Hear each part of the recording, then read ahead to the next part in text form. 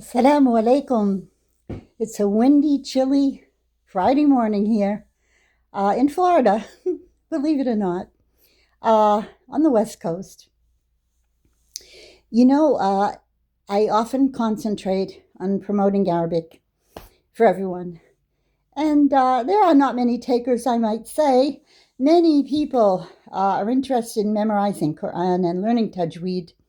But from my own, let's say, I don't want to say jihad, my personal best, my own struggle is to try to convince my fellow Americans that if they just start, they're going to see what I mean. Because Arabic is not like any other language. I studied 5 languages before Arabic.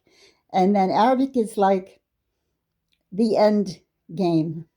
Once you reach it, you realize it.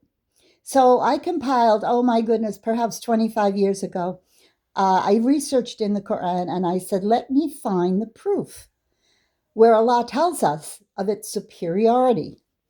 Now, we all know about Surah Al-Baqarah, when Allah said he gave the names to Adam and Adam taught the names to the angels.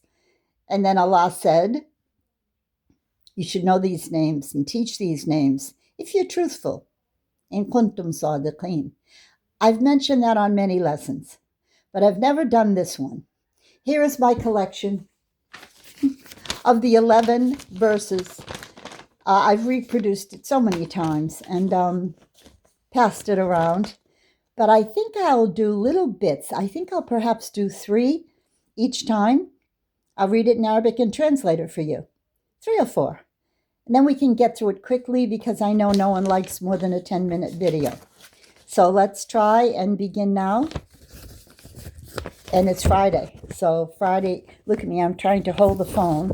I got a new phone and I'm still being a bit challenged by it. What else is new? Okay, here we have the verses. أعوذ بالله من الشيطان الرجيم. بسم الله الرحمن الرحيم. The first verse here is from Surah Yusuf.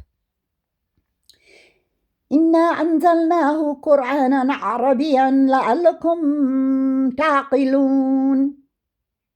Allah says, truly, we have sent down an Arabic Quran so that you would think properly.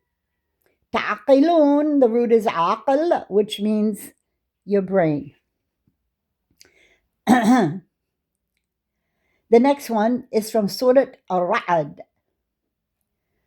وَكَذَلِكَ أَنزَلْنَاهُ حُكْمًا عَرَبِيًّا وَلَئِنِ اتَّبَعْتَ أَهْوَاءَهُمْ بَعْدَمَا جَاءَكَ مِنَ الْعِلْمِ مَا لَكَ مِنَ اللَّهِ مِنْ وَلِيٍّ وَلَا وَاقٍ.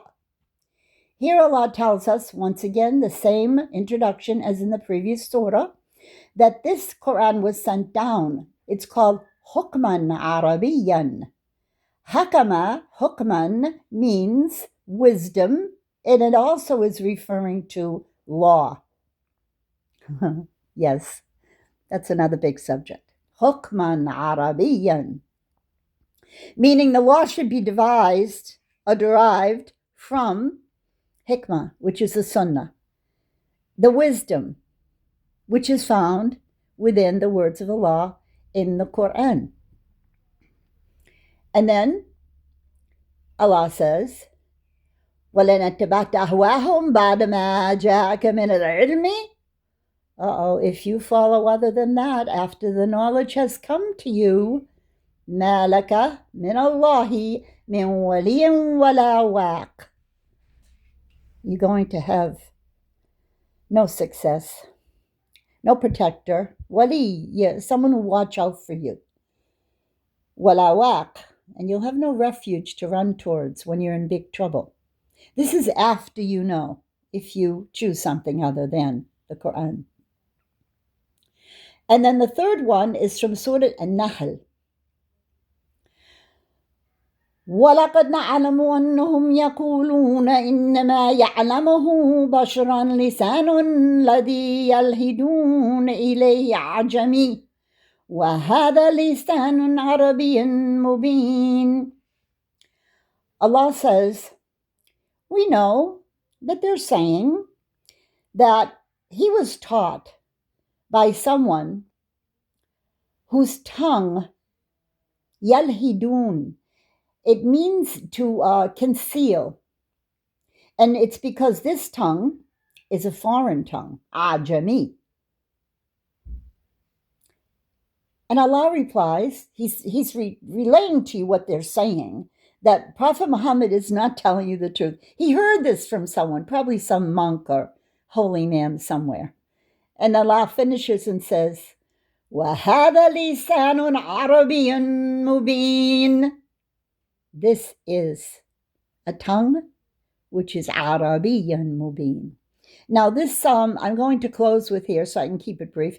This definitely proves every single word in the Quran is, let's say, Arabic. Lisanun Arabiyun. Lisan means tongue. That's where we get the word lesson. Isn't that interesting? A lesson taught to you orally.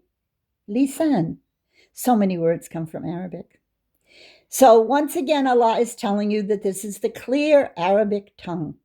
Lisanun Arabiyan Mubin. And throughout my page of proofs here, look at how old it is. It's Arabic. Allah doesn't call it Lugha Arabiya. That's what they use. That's the name now. They actually call it Lugha. It doesn't even sound like, no, it's Lisan al-Arab. And that is why the largest dictionary that's, let's say, reliable. It's 6 volumes if you get it on the very tall volumes, as I did. And then it can be as many as 12 if you get it in the smaller versions of what we call mujalladat, the leather-bound volumes. It's called Lisan al-Arab. We'll talk about that in the next lesson. I'll give you a little history of Lisan al-Arab, quite old. And that's where I found that my given name, Diane, is pure Arabic. It means religious. Isn't that weird? No, it's not weird. Astaghfirullah. Astaghfirullah. It's Allah, because my parents argued when I was born. I was the first child after my mom was trying for 7 years. And my dad was thrilled because he came from a huge Catholic family and he made a vow to the Blessed Virgin that he was going to call me Mary. My mom said, no way. I don't want Mary. There's too many Marys in your family. Your Aunt Mary, you have 3 of them. Your cousin Mary, your sister Mary. No, my daughter will be called Diane. And my dad got very angry. He said, Diane is some form of a Roman goddess. No way. Anyway, that'll be a whole nother video that I'll make about how my dad, who was so clever, they made sort of a middle ground, which they agreed upon. Yes, that deserves a whole video.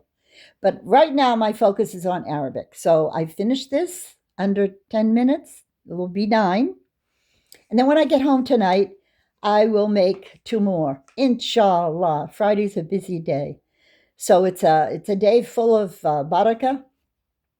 And I'm reminding you that between the last Asr and Maghrib of this day, of every Friday, you should make your dua. It's recognize that it's a special time. And that's when your blessings will be more. And your dua will be answered, inshallah. And also reminding you that it should be a day different from other days. It's like our little holiday, excuse me for the word, but Prophet Muhammad said we only have 3 celebratory days. And our days are Eid al-Fitr, after Ramadan, Eid al-Adha, after, speaking Arabic, after Ramadan ends, 2 months later after that, after Eid al-Fitr, we do the Eid of sacrifice, where we kill the goat, sheep, lamb, or cow if you're rich. And the third one, Quli Yawm al-Jum'ah, every Friday. It's a holiday. So try to do something even a little bit special, even for an hour. Doesn't have to be expensive. Get the kids an ice cream. Take a walk with your husband, just you two. Something like that. Inshallah. Salaamu alaikum.